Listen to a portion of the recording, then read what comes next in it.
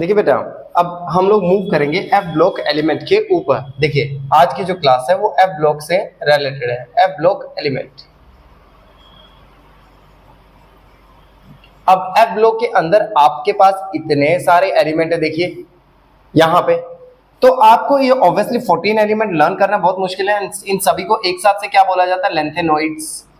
They are called as lanthanoids. हम लोग क्या नाम देते हैं? लेंथेनॉइड्स। अब लेंथेनॉइड जो स्टार्ट होते हैं वो कहां से स्टार्ट होते हैं? 57 एटॉमिक नंबर से स्टार्ट हो जाते हैं and they goes up to the atomic number of 71। ठीक है, अब इसको लर्न करना बड़ा ही आसान है। देखिए एल ए लेंथेनम 57 है। देखिए क्या आएगा? केमिकल इंजीनियर, क्योंकि नेट पे बहुत सारे फॉर्मूलाज अवेलेबल है, you can pick any of them, कोई भी आप बना सकते हैं। ठीक है, तो देखिए केमिकल इंजीनियर पूरी नींद में प्राइम मिनिस्टर संग यूरोप गए, तभी दिक्कत हुई। केमिकल इंजीनियर पूरी नींद में प्राइम मिनिस्टर संग यूरोप गए, तभी दिक्कत हुई। इंजीनियर तुम यहाँ भी लुटे। इंजीनियर की जगह आप कुछ भी लगा सकते हैं। I am not criticising the engineer, क्योंकि काफी अच्छी ब्रांच है, काफी अच्छी फील्ड है, तो इंजीनियर है यहाँ पे उठा सकते हैं। तो इस फॉर्मूले से आप इसको लर्न कर सकते हो इजीली, हमेशा। अब देखिए तो यहाँ सबसे इंपॉर्टेंट चीज क्या आ गई? जब हमारे पास इतना कुछ बन गया, मैंने कुछ डार्क किए हैं, दे आर द वेरी इंपॉर्टेंट। अब जो चीज ध्यान रखनी है कि F1 and F0 exist, F1 and F8 दोनों एग्जिस्ट नहीं करती हैं बिल्कुल भी। अब अगर इसे जनरल, सबसे पहले हम लोग जो बनाते हैं general electronic configuration. General electronic configuration में आप चेक कीजिए, मेरे पास एक n आ रहा है, एक n-1 d आ रहा है और एक मेरे पास n-2 f आ रहा है। देख लीजिए ये n है तो ये माइनस में जा रहा है, ये n है, n-1 n-2। f की जो वैल्यू है वो कहां से कहां तक पहुंच रही है? अगर आप चेक करें, f की वैल्यू 0 से लगा के 14 तक जा रही है, क्योंकि यहाँ पे f की वैल्यू मैंने 0 रखी है, 4f 0 है। ठीक है, d की वैल्यू या तो 1 हो रही है या फिर 2 या फिर 0 हो रही है या फिर कहीं पे जाके 1 होने लग रही है। देखिए मैक्स टू मैक्स जो हमारे पास गया वो 1 तक ही गया। ठीक है, लेकिन अगर सारे f की बात करो तो वो 2 तक भी जाता है कुछ एलिमेंट्स के बाद में, मतलब जो हमारे पास में 5f सीरीज आई। n की बात करें तो हमारे पास ns की जो वैल्यू, अगर आप देखिए s कहीं पे भी चेंज नहीं हुआ, n की वैल्यू जो रही हुआ, s की वैल्यू ऐसा ही रही है, जिसकी वैल्यू क्या रहेगी? हमेशा 2 ही रहेगी। तो ये आपके क्या आ गई हमारे पास में? जनरल इलेक्ट्रॉनिक कॉन्फ़िगरेशन आ गई।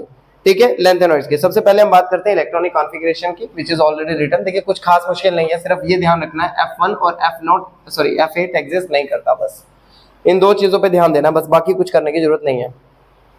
बात करते हैं नेक्स्ट पे ऑक्सीडेशन स्टेट के ऊपर। नेक्स्ट आ गया हमारे पास में ऑक्सीडेशन स्टेट। अगर मैं बात करूं ऑक्सीडेशन स्टेट की, तो आप खुद काउंट कर सकते हैं हर एलिमेंट की। देखिए यहाँ पे आउटरमोस्ट शेल में मेरे पास में 2 + 1 3, तो यानी 3 तो ऑक्सीडेशन स्टेट रहेगी। जैसे डी ट्रांजिशन में हमने T2G और EG किया था, इसी तरह F को भी हम लोग स्प्लिट अप कर सकते हैं, तो उसके अकॉर्डिंग ऑक्सीडेशन स्टेट बना सकते हो।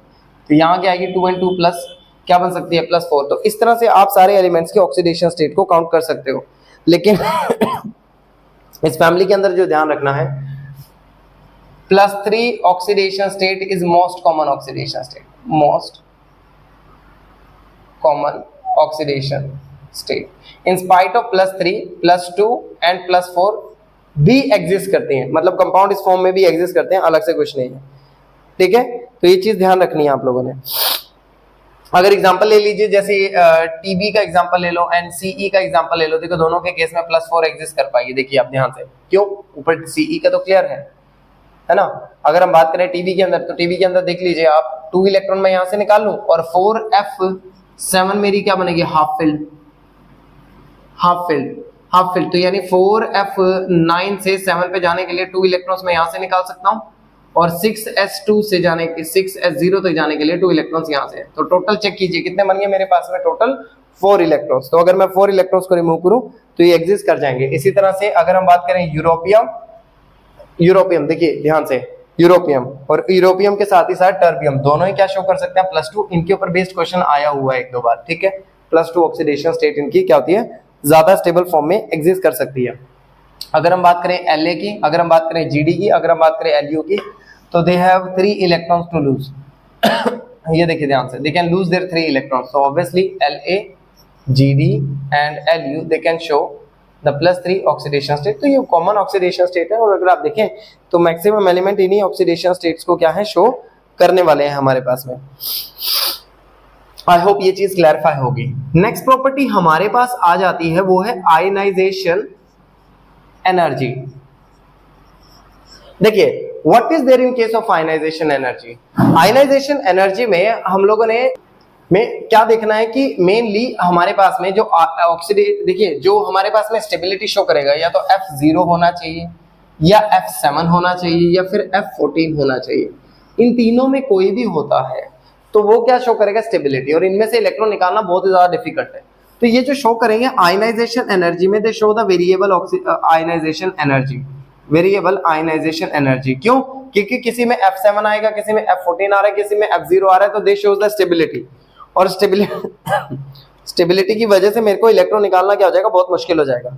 अच्छा, एक चीज ध्यान रखना कि जो फर्स्ट आयनाइजेशन एंथैल्पी है वो फिर भी शायद लो रह जाए, लेकिन सेकेंड आयनाइजेशन एनर्जी क्या रहती है? हमेशा ही हाई रहेगी इन एलिमेंट्स की। और ऐसा क्यों है?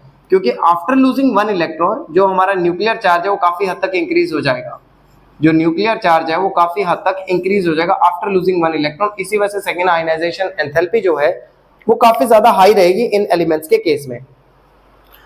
नेक्स्ट प्रॉपर्टी की अगर हम बात करें वो आ गई मैग्नेटिक प्रॉपर्टीज।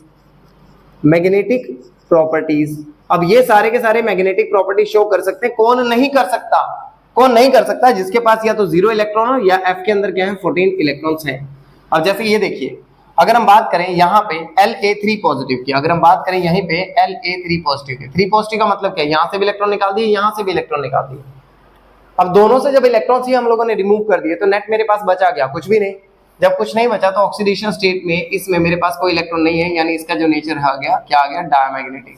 बाकी सभी के सभी जो एलिमेंट्स हैं किसी न किसी ऑक्सीडेशन स्टेट में वो क्या शो करेंगे? 0 इलेक्ट्रॉन, तो वो डाय बन जाएंगे। अदरवाइज जो नेचर रहेगा वो क्या रहेगा? पैरामैग्नेटिक। पैरामैग्नेटिक मतलब वो मैग्नेटिक फील्ड की तरफ अट्रैक्ट होंगे। और किस वजह से होंगे? Due to number of unpaired electrons, क्योंकि उनके पास अनपेयर्ड इलेक्ट्रॉन है। केमिकल रिएक्टिविटी के लिए मैं एक बड़ा इजी सीक्वेंस आपको बताता हूं इन एलिमेंट्स के। मतलब ये केमिकली तो रिएक्टिव होते हैं, लेकिन मेनली जो इनके कंपाउंड बनते हैं वो बनते हैं +3 ऑक्सीडेशन स्टेट में। अगर आपको रिएक्शन कराने में कोई भी प्रॉब्लम आ रही है, डाउट आ रहा है, तो आप इससे पहले एक वीडियो देख सकते हो, how to write product of chemical reaction. वहां पे बताया मैंने क्रॉस एक्सचेंज करते कैसे हैं। देखिए, मान लीजिए मेरे पास में सारे के सारे लेंथेनॉइड है, मैं इसको Ln के साथ में शो कर रहा हूँ। ऑक्सीडेशन स्टेट क्या नहीं है? +3। मान लीजिए आपने इसकी रिएक्शन ऑक्सीजन गैस के साथ कराई। अब हमें पता है Ln पे जो चार्ज आएगा वो आएगा +3 और ऑक्सीजन पे जो चार्ज आएगा वो -2। इसकी वैलेंसी 2, इसकी वैलेंसी 3, तो हम लोग क्रॉस मल्टीप्लाई कर देंगे। तो Ln पे क्या आ गया? 2 और O पे क्या आ गया मेरे पास में? 3। तो प्रोडक्ट बन गया Ln2O3। अगर आप देखें, अगर मैं इसी की रिएक्शन सल्फर से करा दूं, सल्फर से भी सेम प्रोडक्ट। क्यों? सल्फर पे भी S2 नेगेटिव आता है और Ln के ऊपर चार्ज क्या आता है? +3। फिर से वही चीज बन जाएगी हमारे पास में। अगर हम देखें तो अगर मैं नेक्स्ट एलिमेंट, मान लीजिए मैं क्लोराइड वगैरह कुछ भी दिखने लग रहा हूँ, मैं एसिड के साथ रिएक्शन करा रहा हूँ, मान लीजिए HCl के साथ रिएक्शन कराई, तो LnCl3 बन जाएगा और साथ में मेरे पास में क्या बनेगी? Hydrogen gas. और ऐसा क्यों हुआ? देखिए, Ln जो है carry +3, H positive, Cl negative. अब ऑब्वियस सी बात है, देखिए मेरे पास जो 3 एलिमेंट्स आ गए, Ln आ गया +3 में, H आ गया पॉजिटिव में, Cl आ गया नेगेटिव में। अब ये तो ऑब्वियसली पॉजिटिव पॉजिटिव तो रिएक्ट करेंगे नहीं, ऑब्वियसली पॉजिटिव नेगेटिव करेंगे। तो Ln पे +3 है और Cl के ऊपर -1 है, तो ये 1 और ये 3 क्रॉस मल्टीप्लाई करा है, तो LnCl3। अल्टीमेटली हम लोगों ने बैलेंसिंग तो लास्ट में करनी है। अगर आपने इसकी रिएक्शन वाटर के साथ कराई, वाटर के साथ भी सेम चीज है। अब वाटर को स्प्लिट करो, किसमें स्प्लिट होगा water? H positive and OH negative के अंदर, H positive and OH negative के अंदर। और Ln पे चार्ज क्या आ रहा है? 3 पॉजिटिव, तो ये दोनों तो रिएक्ट करेंगे नहीं। Ln मतलब ऑल द लेंथेनॉइड्स। Ln यहाँ पे ऑब्वियसली इसके साथ कंबाइन करेगा, Ln पे +3, O के ऊपर -1, तो क्रॉस मल्टीप्लाई कर दो वैलेंसीज को। किया तो प्रोडक्ट में क्या बना? LnOH whole thrice. अकेला हाइड्रोजन बचा, तो मैंने इस वीडियो में पहले बताया कि जो अकेला बचता है तो आप उसको क्या बना सकते हैं? Hydrogen gas. क्या बना के लिख देंगे आप उसको? Hydrogen gas. इस तरह से बना देंगे आप उसकी। अगर आपने उसकी रिएक्शन कार्बन के साथ करवा दी, अगर आपने उसके रिएक्शन कार्बन के साथ कराई और आपने उसको कार्बन के साथ में क्या किया? हीट कर दिया, तो हीट करते ही ऑब्वियसली बहुत सारे कंपाउंड बनाएगा। ये LnC2 भी बना सकता है, Ln2C भी बना सकता है, LnC3 कुछ भी, मतलब कार्बाइड बहुत सारे एक हार्ड कंपाउंड ये जो है वो प्रिपेयर करना स्टार्ट कर देगा। आई होप ये चीज क्लैरिफाई हो गई आप सबको। इसी के साथ अब नेक्स्ट पार्ट के ऊपर मूव करते हैं हम लोग। नेक्स्ट पार्ट हमारे पास में क्या आ गया? इसकी सॉल्युबिलिटी, इनके कंपाउंड जो कंपाउंड प्रिपेयर हुए हैं इनकी सॉल्युबिलिटी।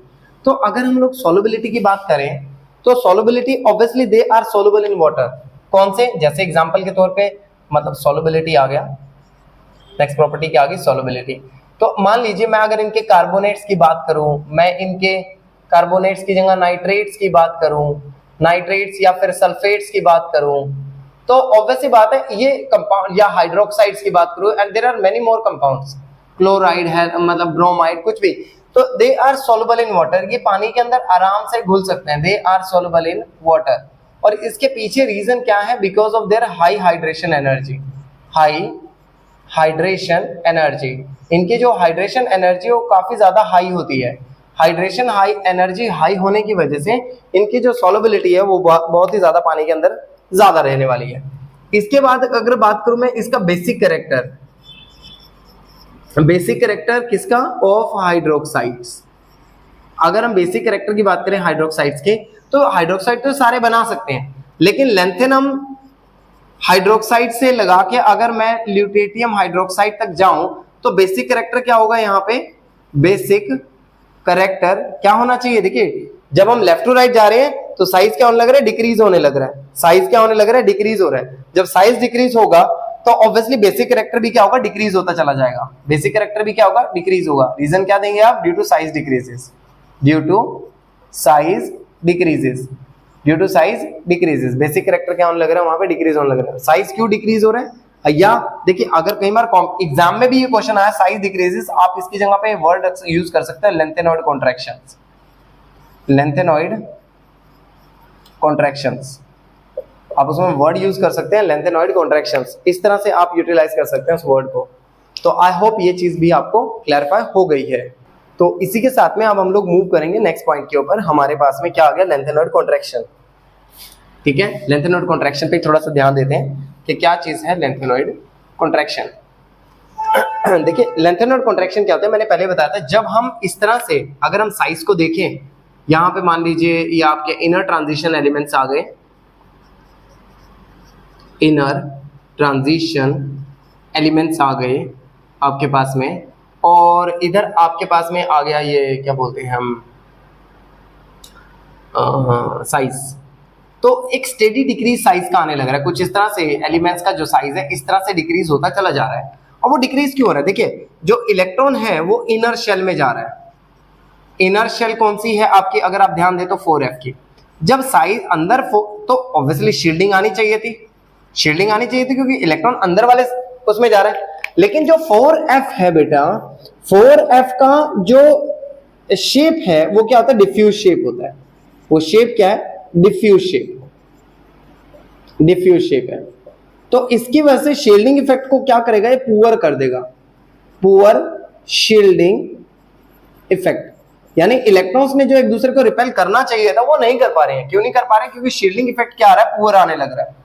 तो पुअर शील्डिंग इफेक्ट की वजह से जो साइज है वो स्टेडीली क्या करने लग रहा है, स्टेडीली डिक्रीज कर रहा है, डिक्रीज कर रहा है किसके अंदर, इन लेंथेनॉइड्स, इन लेंथेनॉइड्स, यानी साइज जो है वो स्टेडीली क्या कर रहा है, डिक्रीज कर रहा है लेंथेनॉइड्स के अंदर, and that is called as lanthanoid contraction, and that is called as lanthanoid contraction. हम इसे क्या नाम देंगे, lanthanoid contraction. I hope lanthanoid contraction आप सबको समझ आ गया होगा। लेकिन कई बार सीबीएसई और कॉम्पिटिटिव एग्जाम्स के अंदर एक क्वेश्चन आता है, भाई लेंथेनॉइड कॉन्ट्रैक्शन के कॉन्सिक्वेंसेस क्या हैं, मतलब इफेक्ट्स क्या हैं, लेंथेनॉइड कॉन्ट्रैक्शन क्या कर सकता है। देखते हैं लेंथेनॉइड क्या करता है। सबसे पहले ध्यान रखना, सबसे मतलब कॉन्सिक्वेंसेस मैं लिख देता हूं, या इफेक्ट्स बोल सकते हो, या एप्लीकेशन बोल सकते हो, कुछ भी बोल सकते हो आप। Applications of lanthanoid contractions, lanthanoid contraction, application या फिर इफेक्ट्स क्या है लेंथेनॉइड कॉन्ट्रैक्शन के। सबसे पहला इफेक्ट आएगा बेसिक कैरेक्टर जो हो रहा है, अभी अभी मैंने बताया था बेसिक कैरेक्टर हाइड्रोक्साइड का कैरेक्टर डिक्रीज हो रहा है, बिल्कुल अभी बताया था मैंने, डिक्रीज।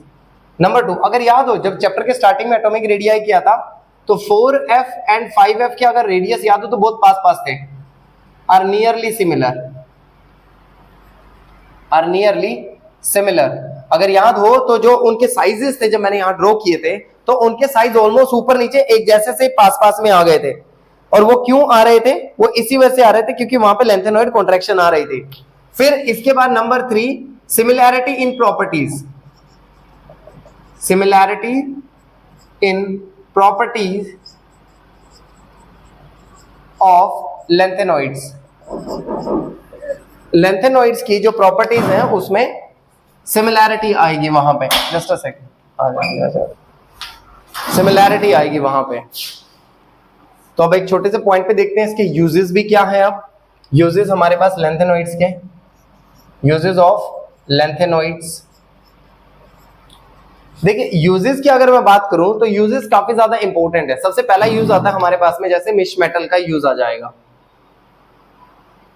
देखिए तो मिश मेटल कैसे, मिश मेटल जो होता है इसके अंदर आपके पास जो होते हैं 90, मैं लिख देता हूं MIS, मिश मेटल, इसके अंदर आपके पास क्या है 95% तो क्या है लेंथेनॉइड्स है, 95% क्या है लेंथेनॉइड्स है।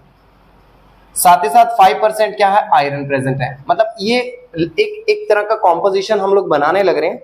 और इसके साथ थोड़ी बहुत ट्रेसेस भी हम लोग को डालनी पड़ती है। जैसे हम लोगों ने ट्रेसेस ऐड कर दी, ट्रेसेस ऑफ सल्फर ऐड कर दिया, या एल्यूमिनियम की ऐड कर दी, या कैल्शियम की ऐड कर दी, या कार्बन की ऐड कर दी। इस तरह से ट्रेसेस ऐड करनी पड़ती है हम लोग को। तो ये हमारे पास में क्या बन जाता है, एक तरह का एलॉय बन चुका है, जो कि काफी हार्ड और काफी ज्यादा ड्यूरेबल होता है। इसका ही अगर मैं मैग्नीशियम बेस्ड एलॉय बनाऊं, मैग्नीशियम बेस्ड एलॉय, तो ये मैग्नीशियम बेस्ड एलॉय कहां यूज कर सकते हैं, जो ग्लास होते हैं, सॉरी ग्लास कह रहा हूं, जो बुलेट्स होती हैं उनकी शेल्स बनाने के लिए आप यूटिलाइज कर सकते हो। ठीक है, इसी तरह से नेक्स्ट आ गया, जैसे हमारे पास जो लेंथेनॉइड्स होते हैं, अगर मैं सीरियम की क्वांटिटी बढ़ा दूं वहां पे मिश मेटल बनाते टाइम पे, अगर मैं सीरियम की क्वांटिटी बढ़ा दूं तो वो मतलब इस तरह से एक एलॉय बन जाएगा जिसका काम स्कैवेंजिंग का होगा, दैट स्कैवेंजिंग ऑक्सीजन, ऑक्सीजन को स्कैवेंज कर पाएगा वहां पे। इसी तरह से अगर मैं मान लीजिए मिश मेटल के अंदर 3% मैग्नीशियम ऐड कर रहा हूं, तो वो कर क्या रहा है एक्चुअल में, 3% मैग्नीशियम एलॉय की टेंसाइल स्ट्रेंथ को इंक्रीज कर देगा, टेंसाइल स्ट्रेंथ को इंक्रीज करेगा, जो कि काफी ज्यादा हेल्प करेगा हमें। ठीक है, आगे कोई भी चीज मैन्युफैक्चर करने के लिए। या अगर मैं स्टील का एलॉय बनाने लग रहा हूं, स्टील का एलॉय बना रहा हूं, मतलब आयरन के अंदर मैंने लेंथेनम ऐड कर दिया, मैंने प्रोमीथियम ऐड कर दिया, मैंने उसके अंदर सीरियम ऐड कर दिया, उसके अंदर नियोडाइमियम ऐड कर दिया, तो इस तरह से ये फ्लेम थ्रोइंग टैंक बना सकते हैं हम, काफी हैवी यूजेज के लिए फ्लेम थ्रोइंग टैंक्स बना सकते हैं। या आपने प्रेसोडाइमियम का ऑक्साइड ऐड कर दिया, या नियोडाइमियम का ऑक्साइड है किसी ग्लास के अंदर ऐड कर दिया, तो वो कलरफुल ग्लास बन जाते हैं। स्पेशली जो गॉगल्स हम लोग लगाते हैं वो इसी से ही प्रिपेयर किए जाते हैं। तो ये थे यूजेस हमारे किसके यहाँ पे, लेंथेनॉइड्स के। आई होप ये चीज क्लैरिफाई हो गई। तो देखिए अब ध्यान से, तो अगर हम बात करें तो जनरल इलेक्ट्रॉनिक कॉन्फ़िगरेशन हमारी ये आ गई। आयनाइजेशन जो है वो वेरिएबल है, वेरिएबल मतलब कोई फिक्स नहीं है आयनाइजेशन एनर्जी। और काफी एलिमेंट्स ऐसे हैं जो क्या है, रेडियो एक्टिव है। रेडियो एक्टिव का मतलब है कि हम इनके बारे में स्टडी ज्यादा नहीं कर सकते। वो अल्फा बीटा गामा रेडिएशंस को रिलीज करते हैं, जो कि काफी हार्मफुल होती है ह्यूमन हेल्थ के लिए। मेल्टिंग बॉइलिंग पॉइंट की बात करें तो मेल्टिंग बॉइलिंग पॉइंट कुछ एलिमेंट्स के ही पता है, वैसे काफियों को पता है, लेकिन काफी एलिमेंट्स हैं जिनके बारे में हमें नहीं पता। क्यों नहीं पता, क्योंकि इनके अगेन वही सेम रीजन है, रेडियो एक्टिव एलिमेंट्स इसके अंदर काफी ज्यादा है। लेकिन फिर भी अगर हम लोग मेल्टिंग बॉइलिंग पॉइंट की बात करें तो मॉडरेट है। मेल्टिंग बॉइलिंग पॉइंट के लिए वर्ड क्या रखना है, moderate, moderate melting boiling point. Density देखिए, डेंसिटी इनकी क्या होती है, मेटल्स है तो ऑब्वियसली हाई डेंसिटी ही हम लोग को मिलनी है ना। इनर ट्रांजिशन मेटल्स है तो इनकी डेंसिटी क्या रहने वाली है, इंक्रीज हाई रहेगी। लेकिन ध्यान क्या रखना है, पहले डेंसिटी इंक्रीज होती जाएगी। डेंसिटी फर्स्ट क्या होगी, इंक्रीज होगी, क्योंकि नंबर ऑफ अनपेयर्ड इलेक्ट्रॉन के ऊपर डेंसिटी डिपेंड करेगी। यहां तो मैक्सिमम यहां तक जाएगी, डेंसिटी फर्स्ट इंक्रीज होगी, देन क्या करेगी, डिक्रीज करेगी, देन डेंसिटी क्या करेगी, डिक्रीज करेगी। तो डेंसिटी जो होगी वो फर्स्ट इंक्रीज करेगी एंड देन डेंसिटी क्या करने वाली है, डिक्रीज करने वाली है। अगर मैं बात करूं ऑक्सीडेशन स्टेट की, तो इनकी ऑक्सीडेशन स्टेट भी वेरिएबल है, लेकिन जो सबसे मोस्ट कॉमन ऑक्सीडेशन स्टेट है वो कौन सी है, +3। यानी ज्यादातर एलिमेंट जो है वो +3 ऑक्सीडेशन स्टेट के अंदर ही हम लोग को मिलेंगे। अभी जैसे हम लोगों ने लेंथेनॉइड कॉन्ट्रैक्शन को किया, वैसे ही एक्टिनॉइड कॉन्ट्रैक्शन भी आती है। बस फर्क क्या है, लेंथेनॉइड कॉन्ट्रैक्शन में 4f ऑर्बिटल इन्वॉल्व होता है, एक्टिनॉइड कॉन्ट्रैक्शन में 5f ऑर्बिटल इन्वॉल्व होगा। कई बार ये सीबीएसई में क्वेश्चन भी आता है कि लेंथेनॉइड कॉन्ट्रैक्शन और एक्टिनॉइड कॉन्ट्रैक्शन में ज्यादा स्ट्रॉन्गर कौन सी है, तो ज्यादा स्ट्रॉन्गर होती है हमारी एक्टिनॉइड कॉन्ट्रैक्शन, ज्यादा स्ट्रॉन्गर होती है हमारी एक्टिनॉइड कॉन्ट्रैक्शन। क्योंकि एक्टिनोइड कॉन्ट्रैक्शन के अंदर 5f ऑर्बिटल आ जाता है जिसकी शील्डिंग जो है वो पुअर ज्यादा है, मतलब ज्यादा पुअर है इन कंपैरिजन टू 4f। तो इस वजह से एक्टिनोइड कॉन्ट्रैक्शन ज्यादा स्ट्रॉन्गर होती है। अगर हम बात करें उसी तरह से मैग्नेटिक प्रॉपर्टीज की, तो सारे के सारे क्या है, पैरामैग्नेटिक है, मैग्नेटिक प्रॉपर्टीज की। लेकिन अगर आयनिक फॉर्म की बात करें, अगर हम बात किसकी करते हैं, आयनिक फॉर्म की, जैसे एग्जांपल के तौर पे एक्टिनियम की ही अगर मैं बात करूं, एक्टिनियम +3 है, एक्टिनियम +3 तो ऑब्वियसली यहां से और यहां से तो कोई इलेक्ट्रॉन बचेगा ही नहीं, खत्म हो जाएगा। तो एक्टिनियम अगर +3 ऑक्सीडेशन स्टेट के अंदर है तो मैग्नेटिक प्रॉपर्टीज क्या आएंगी, नहीं आएंगी, दे आर द डायमैग्नेटिक। किस फॉर्म में एग्जिस्ट करेगा, डायमैग्नेटिक। लेकिन अगर एक भी अनपेयर्ड इलेक्ट्रॉन, अगर एक भी अनपेयर्ड इलेक्ट्रॉन आया तो वहां जो नेचर आएगा वो क्या आएगा, पैरामैग्नेटिक। क्या आएगा नेचर, पैरामैग्नेटिक। अदरवाइज अगर सारे इलेक्ट्रॉन पेयर्ड हैं या फिर कोई इलेक्ट्रॉन है ही नहीं है तो वहां नेचर क्या बनने वाला है, डायमैग्नेटिक। वहां क्या नेचर बनेगा, डायमैग्नेटिक। अगर एक भी इलेक्ट्रॉन नहीं है या सारे इलेक्ट्रॉन पेयर्ड हैं तो नेचर क्या बनने वाला है आपका, डायमैग्नेटिक। अब मूव करते हैं वही उसी तरह से कलरेशन ऑफ आयन के ऊपर। तो कलरेशन ऑफ आयन की बात करें तो जैसे डी ब्लॉक एलिमेंट्स ने कलरेशन शो की थी और उसका रीजन मैंने आप सबको बताया था, क्या था, डीडी ट्रांजिशन। इसी तरह से जो एफ ब्लॉक एलिमेंट है they also shows the colouration, और उनकी कलरेशन के पीछे जो रीजन आता है वो होता है एफएफ ट्रांजिशन। क्या रीजन आएगा, एफएफ ट्रांजिशन, एफएफ ट्रांजिशन। तो डीडी ट्रांजिशन की वजह से भी कलर आता है, एफएफ ट्रांजिशन की वजह से भी कलर आएगा, क्योंकि वही सेम चीज है। यहां पे भी 4:3 की रेशियो बन जाएगी। यहां पे अगर कोई सिंगल इलेक्ट्रॉन है तो सिंगल इलेक्ट्रॉन यहां ऑब्वियसली बात है एनर्जी अब्सॉर्ब करके कहां पहुंचेगा, एक्साइटेड स्टेट में। कहां जाएगा, एक्साइटेड स्टेट के अंदर। तो इस तरह से इन्होंने क्या शो करना है, एफएफ ट्रांजिशन की वजह से हमारे पास में क्या आएगा, कलरेशन। क्या प्रोड्यूस होगा बेटा, कलर्स प्रोड्यूस होने स्टार्ट हो जाएंगे। कॉम्प्लेक्स भी आ रहा है एफएफ ट्रांजिशन, यानी ऐसा लग रहा है कि जो एक्टिनोइड्स है they are quite similar to that of lanthanoid. अब अगर मैं सिमिलैरिटीज की बात करूं, सिमिलैरिटीज की बात करूं लैंथेनोइड्स की एंड एक्टिनोइड्स की, ये भी एक बार पेपर क्वेश्चन सीबीएसई में पूछा जा चुका है। लैंथेनोइड्स में भी +3 ऑक्सीडेशन स्टेट आ रही थी, एक्टिनोइड्स में भी। इसके अंदर भी last electron f subshell में गया था, और यहां पे भी जो लास्ट इलेक्ट्रॉन है वो कहां जा रहा है, f सब शेल के अंदर जा रहा है। सेम चीज आ रही है, ठीक है। इसमें भी कॉन्ट्रैक्शन आई जिसे नाम दिया हमने लैंथेनोइड कॉन्ट्रैक्शन। इसके केस में भी कॉन्ट्रैक्शन आई, नाम क्या दिया, लैंथेनोइड कॉन्ट्रैक्शन। और इसके केस में भी आई कॉन्ट्रैक्शन जिसे आपने नाम क्या दिया, एक्टिनोइड कॉन्ट्रैक्शन। इनको नाम क्या दिया आपने, एक्टिनोइड कॉन्ट्रैक्शन। यानी देखें तो इनकी प्रॉपर्टीज काफी हद तक क्या आने लग रही है, सेम आने लग रही है। यहाँ पे इनका मेल्टिंग पॉइंट भी, मेल्टिंग बॉइलिंग पॉइंट भी क्या था, high. Melting point and boiling point भी क्या था, हाई। इनका भी जो melting point and boiling point है वो क्या था, हाई। यानी फिर से सिमिलर। इनके ऊपर भी पॉजिटिव चार्ज है, यानी ये भी, इनका नेचर क्या है, इलेक्ट्रोपॉजिटिव। क्या नेचर है, इलेक्ट्रोपॉजिटिव। इनके ऊपर भी पॉजिटिव चार्ज आ रहा है तो ऑब्वियसली इनका नेचर भी क्या होगा, इलेक्ट्रोपॉजिटिव। इनका नेचर भी क्या है, इलेक्ट्रोपॉजिटिव। यानी हर तरीके से देखे तो ये नेचर भी इनका मैच करने लग रहा है ना। तो इस तरह से ये सिमिलैरिटीज, ये भी एक्सचेंज बिहेवियर शो करता है, ये भी एक्सचेंज बिहेवियर शो करता है। इस तरह से ये क्या आ गई हमारे पास में, सिमिलैरिटीज। अब बात करते हैं डिसिमिलैरिटीज की, मतलब जहां ये आपस में मैचअप नहीं करते एक दूसरे के साथ में, ठीक है। तो देखिए ज्यादातर जो एलिमेंट है हमारे पास में एक्टिनोइड्स के, एक्टिनोइड के ज्यादा, मतलब ये लैंथेनोइड्स आ गए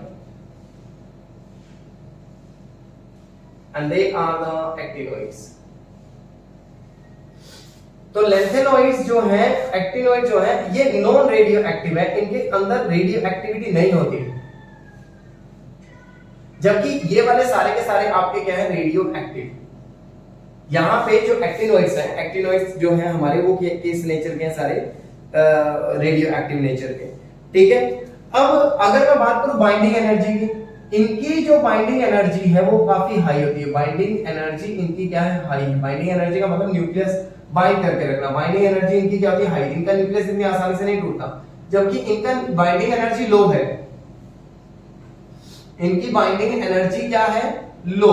अब बाइंडिंग एनर्जी अगर लो आ रही है तो ऑब्वियसली इनका जो न्यूक्लियस है ब्रेक हो जाएगा, और ब्रेक होगा तो obviously that shows the radio activity. क्या शो करने वाले हैं ये, रेडियो एक्टिविटी शो करेंगे।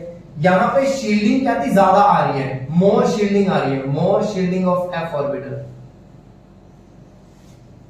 मोर शील्डिंग ऑफ एफ ऑर्बिटल। यहां पे शील्डिंग जो आ रही है एफ ऑर्बिटल की हमारे पास में क्या आ रही है, ज्यादा आने लग रही है, ठीक है। जबकि 5F की जो शील्डिंग है वो पुअर है, 5F हैज पुअर शील्डिंग।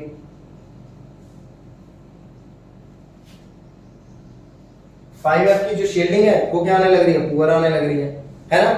यहां कॉम्प्लेक्स बनने के चांसेस कम है, less chances, less tendency to form complex. यहां पे क्या है, high tendency to form complex.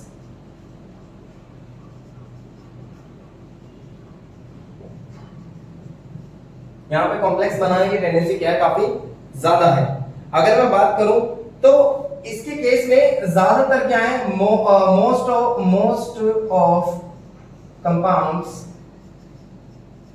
Are colourless. ज्यादातर क्या है, ये कलरलेस है, होता है कलर लेकिन कुछ एक में।